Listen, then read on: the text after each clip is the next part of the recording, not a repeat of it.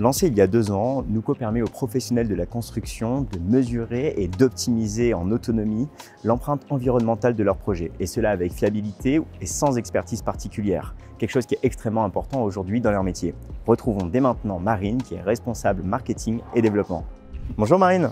Bonjour Clément. Alors le secteur du bâtiment en France aujourd'hui, c'est un secteur qui regroupe les logements, les bureaux, les commerces et c'est un secteur qui est très fort émetteur d'émissions de gaz à effet de serre. Donc pour donner un exemple, en France, l'empreinte carbone d'un Français va être estimée à environ 10 tonnes CO2 équivalent par an et la partie bâtiment représente 3 tonnes sur ces 10 tonnes, donc environ 30%. Donc ce qui est quand même quelque chose d'important. La France a du coup mis en place des mesures et on a un objectif de réaliser pour 2050, de diviser par 18 les émissions de gaz à effet de serre par rapport à 2015. C'est donc un objectif qui est ambitieux et sur lequel il va falloir agir vite et ensemble. Et dans ce cas-là, comment mesure-t-on en fait de manière autonome l'empreinte environnementale? Eh bien sur Nuco, on permet à notre utilisateur de se connecter, de faire un import de ses données projet et on a un algorithme de reconnaissance basé sur de l'IA qui va venir l'aider à la reconnaissance de ses équipements. À partir de là, on vient maîtriser ce qu'on appelle maîtriser le projet, c'est-à-dire qu'on va donner à l'utilisateur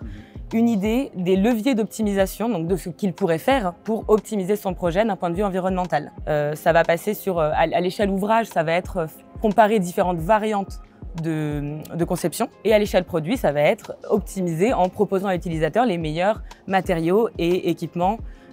Tout ça dans le but d'avoir un impact maîtrisé à la fin en toute transparence et en toute autonomie. Et dans ce cas-là, en fait, aujourd'hui, comment les entreprises de construction voient-elles les enjeux environnementaux? Est-ce qu'elles se mobilisent? Tout à fait. C'est un point qui est important. Aujourd'hui, les entreprises, elles se mobilisent et ça fait déjà un certain temps pour certaines entreprises. Il y en a qui ont commencé ces sujets vraiment en amont. Nous, chez Nuco, on a co-construit notre plateforme avec certaines de ces entreprises qui s'y sont pris un peu en avance et qui nous ont permis de voir un peu plus ce qu'il fallait vraiment faire pour être utile à l'écosystème.